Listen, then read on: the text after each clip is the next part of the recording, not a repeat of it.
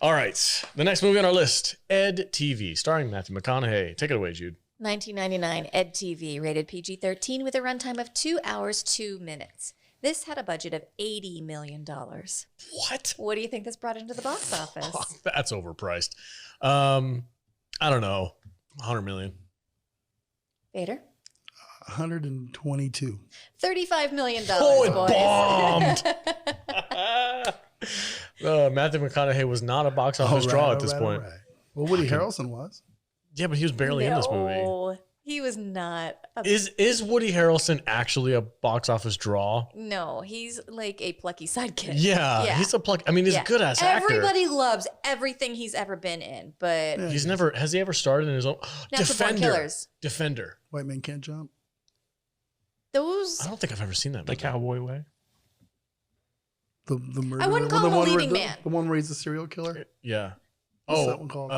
Natural Born Killers. Natural Born Killers. I didn't like that movie. That was That's a dark movie. Quentin Tarantino. Yeah. Right? Was it Robert Rodriguez too? Well, I can't fucking. No, Tarantino wrote that movie and Oliver Stone directed it. Yeah. Oh, okay. Didn't Very, Tarantino say he controversial. didn't like it?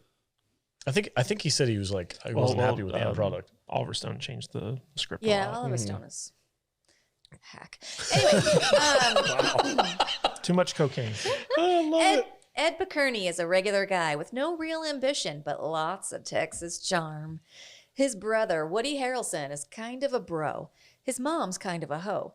And his sister's got no business being in a bar because she's an alcoholic, which nobody needed to know about, until Ellen decides to make Ed the star of a new 24-hour-a-day reality show. Suddenly, everyone knows who Ed is and when he goes to the bathroom, which is fine until family secrets and dirty laundry start getting aired. Now the world knows Dharma's natural-born killer boyfriend has been cheating on her with a thong-wearing redhead. Ed's mom cheated on both Dennis Hopper and Martin Landau, and somebody put Jenna Elfman's boobs on the internet. But 90% of people polled say Ed tried hard enough.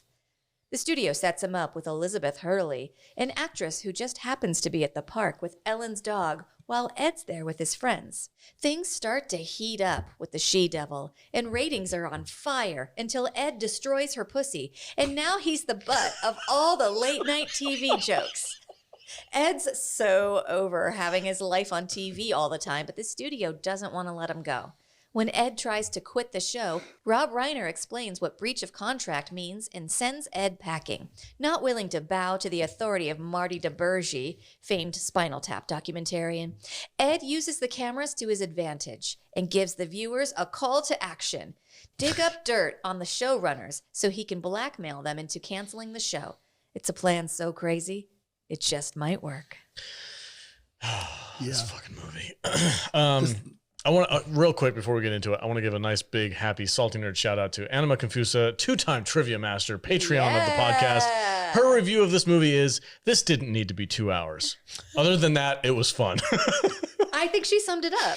Yeah. That's it. That's the podcast for today, guys. Thanks for joining us. I think Matthew McConaughey is charming. Yeah. And I think Woody Harrelson is hilarious. I think he's a dick in this movie. Yeah. But it's so funny. I didn't like him. He's such an over-the-top. My brother pissed on me. Yeah, and he's on a talk show, and they're like, "So did your brother actually piss on you?" And he's just sitting there in his raised gym shirt. He's like, "I put it in the book. Just go read the book. It's all in the book. Yeah. It's all in the book. Yeah, And it's Bill Maher's Bill interviewing him about this book he wrote that was like a tell-all about like his time with Matthew McConaughey's Ed. And it's called My Brother Pissed All Over Me. And Bill Maher's like, I haven't read it because it looks stupid. Yeah. But did your brother actually piss on you? And Woody Harrelson's like, it's in the book. Just read the book. I put everything in the book. Yeah. And when Matthew McConaughey first sees the book, he's like, Ray wrote a book? He doesn't even read. Yeah. Matthew McConaughey is Matthew McConaughey. So he does these romantic type comedies, or he did back in the day. It's actually a funny story I recently learned because I was listening to a podcast about Matthew McConaughey and he came on for an interview. Really? And what podcast? I don't fucking remember. Anyway, he was talking and he's like, yeah, I was stuck in this like feedback loop of romantic comedies, and like literally the only scripts I would be getting in my mailbox was romantic comedy movies. And he's like, I had enough. It was like me on a beach with a 6-pack romantic comedy, like for like years. And I'm like, oh yeah, those are some of my favorite freaking Matthew McConaughey movies. Yeah. He does really well in them. How to Lose a Guy in 10 Days. Yeah, or Fool's Gold or stuff like that. It's just, you do love Fool's Gold. I fucking love that movie. I'd watch it all the time. Anyway, it's Kate Hudson's so freaking hot in that movie. I like that one. Anyway, but he was like, yeah, they kept sending me, and he's like, I just flat out refused to do any of them for like almost a full entire year. I was getting all these scripts, and these studios were like, we'll give you more money if you do this script. We'll give you more. He's like, I turned down a script for a romantic comedy for $14.2 million. And they were like, we'll give you this much money. And he's like, nah, not doing it. And he's like, that's how he broke the loop. And he started doing other different movies after that. I was like, well, good for him. Good for him. He did that weird space movie, which I don't know if that paid off. Yeah. Interstellar's freaking dope. Yeah, it's not bad. It's a dope ass count. Okay. Every space movie to Jude is weird in some way. She's not a sci-fi. Yeah, he did do Dallas Buyers Club though, and that was amazing. That's Christopher Nolan freaking space movie though, dude. That's like next level. He did Sahara. I love Sahara. I do like I Sahara. love Sahara. That movie's so fun. It's fun. Anyway, this movie, I don't know, dude. Like, I don't dislike it. It's definitely not his best. There's a lot of weird things about it. I will say though, like within the universe of this movie, this is just fucking Logan Paul's life. Mm-hmm. It's like the only reason why he's famous is because he made a video that made him famous. Like that, I don't know what that dude did. I loathe reality TV culture. Yeah, me too. I hate it. I absolutely loathe it. Yep. The Kardashians. Yep. Logan Paul stuff. Right. Says the guy who's on the show. Well, there's a lot of these. We don't follow him home. There's a lot of these YouTubers that try to do this kind of thing. Mm-hmm. Gene Simmons show. What was that show that he was on with his family? It's like, can you whore your family out? Oh, wasn't Family Jewels? Alice Cooper like was that? on that. Wasn't Ozzy Osbourne? Didn't he have a reality? Ozzy did that thing, and we're just gonna follow the family around for. No reason. And you destroy your kids, destroy your family. Mm-hmm. It's mostly it's scripted. There's nothing fucking real about any of this shit. And it's just a bad take on culture. I hate it that we've made people like the Kardashians for making a fucking porno flick with her boyfriend. And that they turn that into, though this is like one of the richest families in the world from a goddamn fuck film. It's unbelievable. Did you see that recent video of Kardashian where she was like people just don't want to get up and work. Get off your ass and go to work. And I was like, fuck you. I'm not talking shit about their work ethic, because they do. They work. They work at being whatever it is they do. But if you want to call that the work. fact that we as a society lift these people up on a pedestal and exonerate these people and make them so fucking rich and famous and powerful, it's just amazing to me. I do not understand the fascination with people getting into other people's lives. Do you watch any of that stuff? Fuck no. Neither do I. Do you watch any of that stuff? No? It's just, who's watching this stuff? I watched Ozzy a little bit because it's Ozzy and he was kind of funny. It's the Prince of Darkness, right?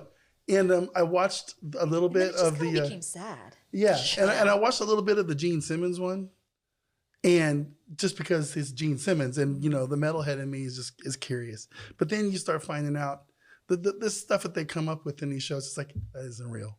That's not real. Well, that doesn't happen to people. Even within this movie. It's just incredible. And it's just like how they set the thing up with the dog. Right. In this movie. And how they started throwing things at people. It's just, Ellen, it's bullshit. And it's bullshit in the real world. And the whole culture that has sprung up from this thing, and I go, like I said earlier in the show, I blame the real world on MTV. It's like, I don't give a fuck how real your world is and what happens when you put 12 strangers in a room. They rebooted the original cast. It's just, I could care less. It's just awful to me. It's like, of course people are going to argue when you put strangers in a room that are completely come from different backgrounds. People are very tribal.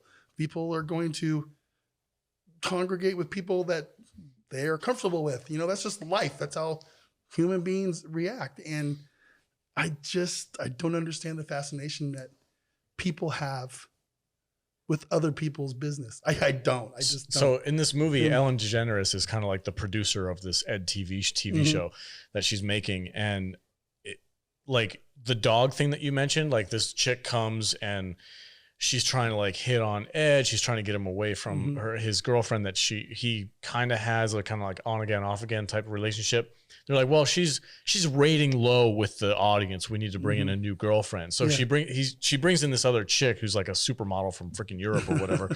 And they're like, they give her a dog. You do know who Elizabeth Hurley is, right? Yeah, she's from other movies. Yeah, I know who she is.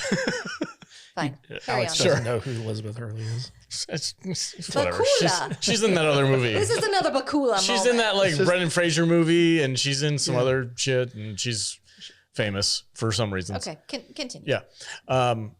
And she's got the dog, and it's all curated. But there was another one that they never really said black and white whether or not it was curated, but it was the father. The father coming back into his life. Yeah. Where somebody's like, did you write this? And Ellen DeGeneres like, I didn't do any of this stuff. I'm like, bitch, yes, you did. Like, that dude had no idea what was going on in the real. He's a lowlife. He has no job. He's got no money. He doesn't even remember his other children. But he pops. Yeah, he didn't even remember that it was Ed and not his brother. I don't remember Ray. what it. Ray? Ray, yeah. Ray's Jim. Ray's, that's right, yeah. So I thought, I was like, yeah, that's all. Like, Ellen DeGeneres is the Ed Harris character from Truman Show. She's the one who's like creating this whole facade. I feel this is more of a realistic take on the whole genre. Well, this is just YouTube culture, dude. This is just YouTube culture before YouTube, for sure. Exactly. You know, it reminds me of just how, you know, I'm going to probably go off on a little rant again, but that's fine. These shows, they cater to the absolute lowest common lowest part of society. It's like, what was some of these, like Dr. Pimple Popper? Oh, we're gonna watch a doctor pop pimples and gross ass shit on TV. You know, shows like wait, they have a TV show about that? Yeah. They just follow this doctor. I thought it was just YouTube channel. Fucking, like, you know, there's entire networks that have sprung up over this kind of television, and it's disgusting. And it's, you know, and it's MTV's fault. Like, again, you know, what's the one where they follow around the teenage kids that get knocked up? What? 16 and pregnant? 18 and pregnant. Single mom. It's absolutely brutal. It's Oh. and there's just. So you're telling me if the podcast gets big enough, you don't want to have a camera crew follow you around all your life? No, I'm on YouTube and shit enough as it is. Yeah. You know, it's like it kind of gets related to like this whole Twitch and YouTube culture with people playing video games. You know, it's like you know what's interesting about all three of the movies that we watched for this episode is that they all were coming out around the time period that reality TV was kind of like coming to the forefront, because it was TV that could be made on the cheap with like no name people, and networks were just all over it. And it looked like reality TV was basically taking over network TV around the time that all this stuff was going on. And this movie in particular, so basically this is a Ron Howard movie. Ron Howard directed this movie, and it suffers from the same thing all Ron Howard movies suffer from, which is extreme mediocrity. Like all of Ron Howard's movies are extremely mediocre. Are you calling Willow mediocre? Yes. Thank you. This is actually a movie based on a Canadian film called Louis the 19th, King of the Airwaves. And in this Canadian movie, it's about... I like EDTV better. Yeah, in this Canadian movie, it's about this guy named Louis, who basically gets cast to have, you know, his life filmed like 24 hours a day. But in that movie, the producers, like, because this guy's so boring, they start doing stuff to make his life like more dramatic and make the show more exciting. And so like they start torching this guy on live TV basically by putting him in all these situations where, you know, like bad stuff happens or awkward stuff happens or like whatever, which is basically what reality TV really is. Because you remember when we talked to Arthur Borman, the writer and director of And God Spoke, right? And he's basically moved into reality TV, and he told us about like it's all scripted basically. Like they come up with scenarios that they put these people in, and that's how they create the drama. That's how you control it. Exactly. You have to be able to control it. It's television. But like, you know, I can remember when this movie came out, and first of all, the marketing for this movie was horrible, which is one of the reasons why it flopped. Because basically the Truman Show and this movie were being developed at the same time, and nobody thought the Truman Show was going to be as successful as it was, because Jim Carrey was like a comedic actor, and so like they were like, well, he's trying to do a drama that's probably going to flop. We're trying to do a comedy. And of course, this movie is not really funny enough to be considered a comedy, but regardless of that, the marketing for this tried to really play up the comedic elements of the movie, and it's not truly like a laugh out loud comedy type thing. Right. Yeah. It's kind of situational comedy every once in a while with like what is going on in the show, and it's kind of like ironic comedy and social commentary and stuff like that. And so like the marketing for this movie was all over the place. Matthew McConaughey was not a huge actor at the time.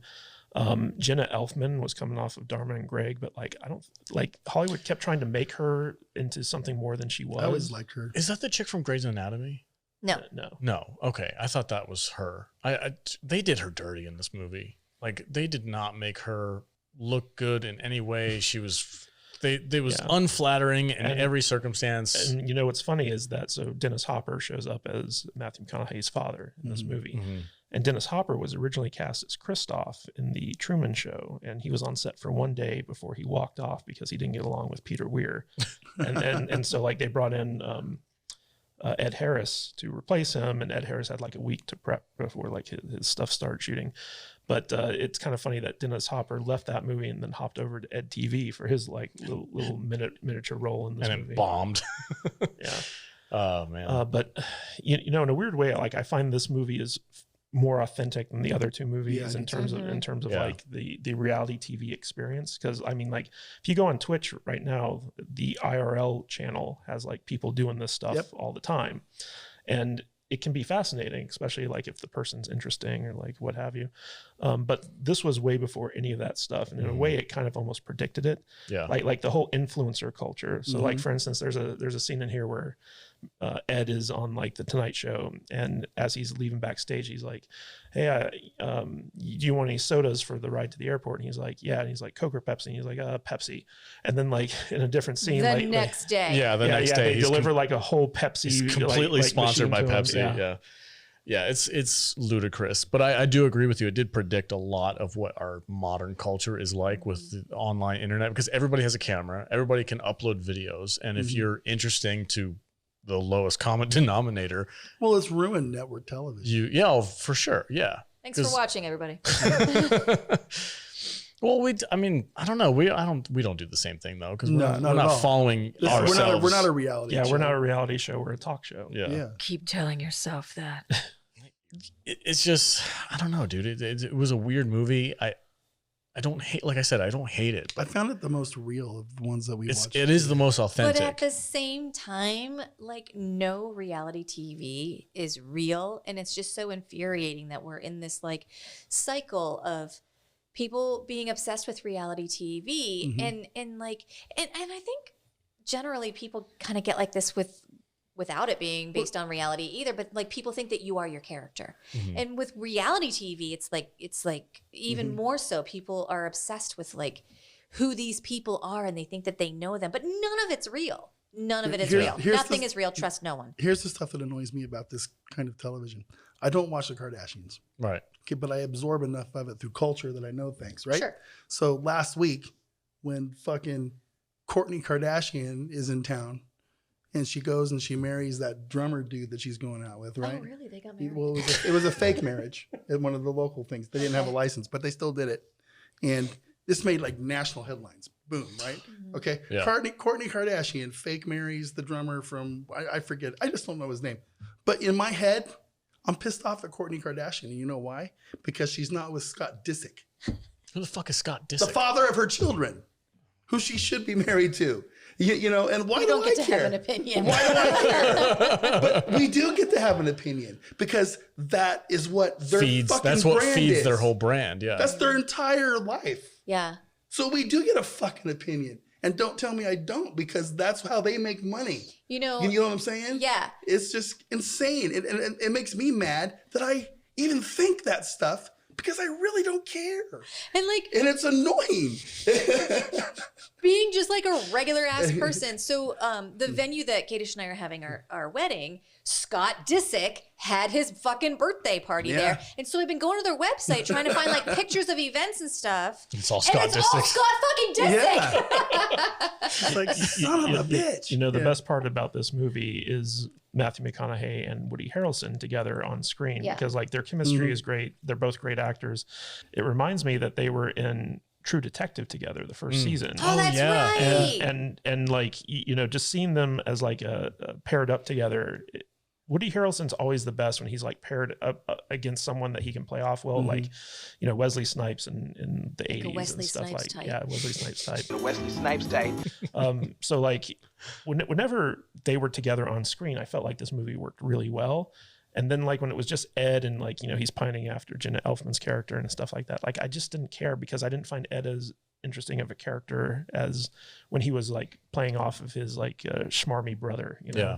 Well, his brother, like in the beginning of this movie, when he's like, I'm going to be on this reality TV show and I'm going to start my own gym. Like that dude had some business salve to him. Like that was a legit thing to do. Yeah. But at the same time, you're like, that gym's totally going to fail. Well, it's because he's a douchebag. Yeah. Like if he was as charming as Matthew McConaughey's character, Ed, and he did that like business savvy, like, hey, we're going to start the gym. The show's going to follow me to the gym. And they're going to watch me work out. And then we're going to get a ton of business in. That's the smartest thing he could have done. Yeah. Because that would have lasted longer than the TV show. But he's also the same person who's like, honey, just let him come over and beg. Yeah, I got to get back to my guest. I've never had a redhead before. You know that. Yeah. Well, one of the funniest scenes in this movie is when, so like Woody Harrelson's character Ray cheats on his girlfriend Sherry, who's Jenna Elfman's character.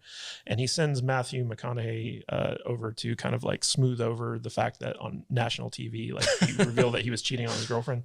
And so like Jenna Elfman, in like her emotional distress over having been cheated on, she looks in the camera and she starts talking about how bad of a lay Ray is. Oh, he gets real upset about that. And like later on in the movie, he brings out like a girl he used to bang to like say like, well, I've had worse. And he's like, thank you. That's the best she can say is he's not as bad as she made it out. Like I've definitely had worse. And he's so pleased. Oh yeah, he's stoked about that. It's like, I'm so glad I did this. This is totally worth it. Yeah. I just want to mention this, and maybe I'm an asshole for saying this, but did anybody else like just really dislike Sherry? Like, Well, like that poll, they were like 71% of the people think Sherry suck, and I'm like, yeah, I'm part of that 71%. Like, totally ditch that chick, dude. I mean, I can remember watching the movie, and I'm like, I don't like Jenna Elfman. Like, I've just never been a fan of hers. And like I said before, Hollywood kept trying to like make her into like a movie star, and like audiences were just like, we don't like her, even though like I guess she did well on the TV front, but you know, like she's just not a very likable person, I think.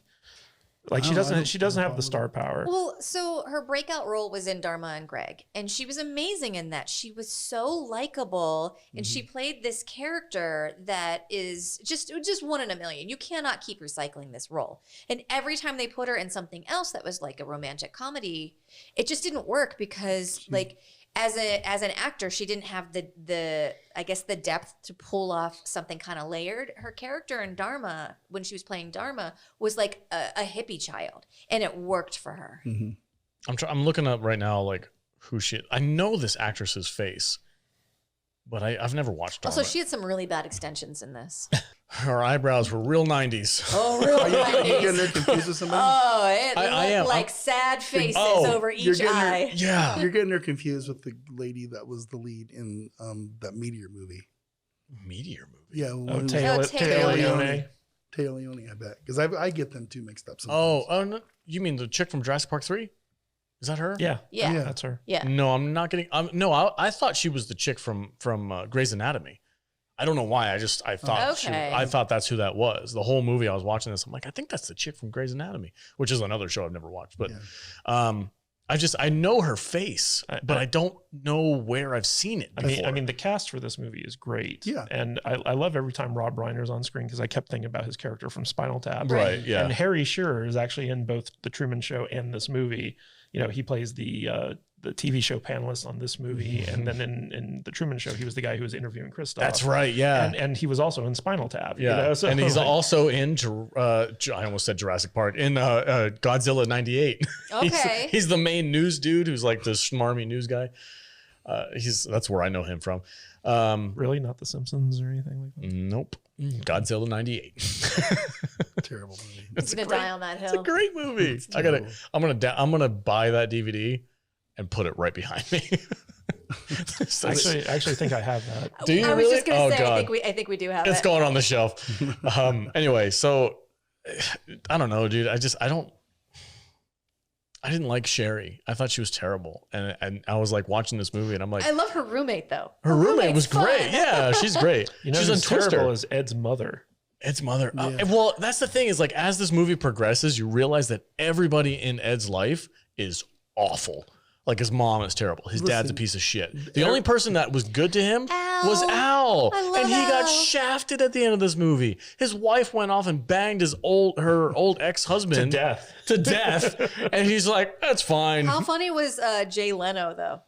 He's never funny. Yeah, Jay Leno's never funny. Oh, come on. He's cracking all those jokes on his late night show. I like the bit where he's like, how does this family reproduce? The one guy has sex and dies. The other one has a bad ball. He's like, I can't do anything. Yeah, that bit was funny. It was cool to see Jay Leno, which kind of dates this movie because it was like, when was Jay Leno like A thing. a thing? 1999. Yeah.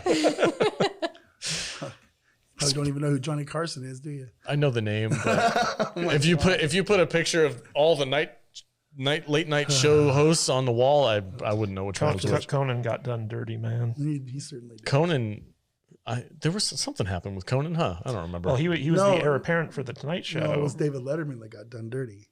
Well, that too, but I mean, like Conan actually got the Tonight Show for like 3 episodes, and then Jay Leno came in and like got him like kicked off. Oh, He was on there for a while. Jay Leno swooped it from Conan? Conan's way funnier than Jay Leno. Well, so like the network forced Jay Leno to retire because Conan was threatening to quit. And so they gave Conan the Tonight Show, and then Jay Leno did everything he could to undermine that until they fired him, fired Conan, and then Jay Leno swept back in and took over the show again, and then retired like a year later, and they handed it over to Jimmy Fallon, I think. So Yeah, there's a movie about it, actually. but the rivalry between Leno and Letterman for the mantle of Johnny Carson, I think it was called Late Night or something like that. The book that was written about it. That is a fascinating story because Leno was like ruthless when it came to getting that stuff. In fact, HBO did an original movie about it that's pretty good as well. I want to see that now. I love how interested we are in. No, that's real life stuff. I mean, That's that's reality TV. Right yeah, that's there. reality TV. Yeah. I don't know. I'm just gonna do final thoughts. This is like a 2.5 star movie. It's entertaining, but it's not something I really need to watch that often. Yeah. The best part of this movie is when Ed hooks up with a new girlfriend and they do all the like weird celebrity stuff. That's like when I'm like, oh, what's gonna happen next? Like, I don't give a shit about Sherry. I don't want to see. I don't know why he's pining after her the whole movie. She's not an enjoyable character. I don't like her. I'm part of that 71% poll that was like, get rid of Sherry. I'm like, yes, please get rid of her for the rest of the movies. We're gonna go on to something more interesting. 2.5 stars for me. What's your final thoughts on this? I'm right there with you. It's an entertaining movie, but if I never watched it again, I wouldn't really care. Probably 2.5. Okay, Jude. So, I think it's a fun movie. I don't think it's a blockbuster. I think that Matthew McConaughey and Woody Harrelson are hilarious in it, especially when they're playing off of each other. Jenna Elfman doesn't bother me, but yeah, I guess I see where you're coming from, where it's like you're not necessarily rooting for her either. So yeah, I'm going to give it 3 Woody Harrelsons out of 5. Okay, what are you putting this in a certain genre? Because you always do that. I don't know what to put it in. Yeah. Is it a romantic comedy or is it? I guess it's a reality TV show, movie, whatever. As a comedy, it's probably just 2 stars. Okay. As a reality TV movie, there's not a whole lot to choose from. 3 stars. Okay. Kanish, final thoughts. Give it a rating. So this is an aggressively mediocre Ron Howard movie, like all Ron Howard movies. Yep. It's a movie. it's a movie. It's a movie. I watched it. It ended. Never thought about it again. Like I actually went to see this in the theater, and like since that point, like until we rewatched it here, like it never even crossed my mind again. This is an insanely forgettable film. Yeah. Despite the fact that it has a great cast, it just suffers from excessive Ron Howardisms. So I gotta give it 2 penis pumps out of 5. Oh yeah, I remember that part now. Yeah, I mean that's what Matthew McConaughey digs He up blackmails on Rob yeah. Reiner, where he's like, oh, his penis bump. It was So like a forget- surgically. No, it was a surgically enhanced inserted. extensions. Yeah, and he's like, you pump it up like that. Yeah. Yeah, but also fun fact. So Ellen DeGeneres, who was still in the closet when this movie was being made. Was she? Yeah, she was. Originally her Maybe part, professionally. was supposed to be played by Jennifer Aniston. Would that have made this better for you, Vader? Oh hell yeah, that'd be an extra star. She would be really young, right? Well, she'd be coming off Friends, I think. Yeah. Yeah, she'd be all right. But she's 30s, freaking smoking hot anytime. Yes, that would have changed the movie for her. That would have been extra half a star. half star. But yeah, Get rid of Ellen. But that did not happen. Yeah. So All right, guys, that's it for the week. Thanks so much for joining us. Next week, we're going to be talking about Mission Impossible movies, all the first three. So Mission Impossible 1, 2, and 3, starring Tom Cruise. Yeah, and can I just say there's going to be a lot of Tom Cruise running. There's going to be a lot of Tom Cruise riding motorcycles. Right. Climbing mountains. slow motion doves. Running some more. Yes. Lots of And- Tom Cruise yelling, but the volume not getting we're any gonna, louder. we're gonna drink and we're gonna go dun dun Dun, dun dun dun. a lot. dun, dun, dun. We're gonna do that a lot. It's going to be a fun week. We're going to take our faces off. and it's funny because Martin Landau was in this movie. He was in the original Mission Impossible. But the thing I'm excited the most about is that the first Mission Impossible, directed by legendary director Brian De Palma, second Mission Impossible by legendary director John Woo, and the third Mission Impossible, J.J. Abrams. So Be interesting to see the style contrast, clashes. yeah. I'm just going to tell you right now, the third one's my favorite. All right, guys, that's it for the podcast. Thanks so much for joining us. Don't forget to hit the like button and subscribe. And if you're listening to this on the audio platform, especially on iTunes, scroll down a little bit and hit that 5th star and give us a 5-star rating. Help us out immensely. So, Vader, where can they find you on the socials? You can find me on all the socials at MattVader74, and right here on this channel every Saturday morning with Mr. Kadish over there and our crew as we talk about some Star Trek for the next couple months. All right. Jude, where can they find you at? You can find me at I am Jude Juju on Instagram and on TikTok. All right. Matthew Kish. you can find me at Matthew Kadish, Kadish on Twitter. Kadishbooks.com takes you to our Amazon page where you can check out my novels. And yeah, that's pretty much it. Cool. All right, guys. Head over to the Discord app if you want to chat with me. I'm pretty much there every day talking nerdy stuff, especially in the Halo chat. Shout out to Dan. We've been doing deep dives into the Halo lore and Halo video games. We've been having a ton of fun. So head over to Discord. Yeah, our Discord community is really awesome. They're great. It's so active. Like if you want to chat with me, like you have to tag me or I will never see it. People are like, "Hey, Jude, I have a question for you," and I'll be on the. You have to tag me. I go I'll under never and, see and it. tag with a finger, going, "Jude, Yeah. you need to answer these Yeah. people." And I will respond. Yeah, But yeah. if I don't respond, it's because I didn't see it. All right, everybody, have a great day. Thanks for joining us. See you next week for Mission Impossible. Stay salty.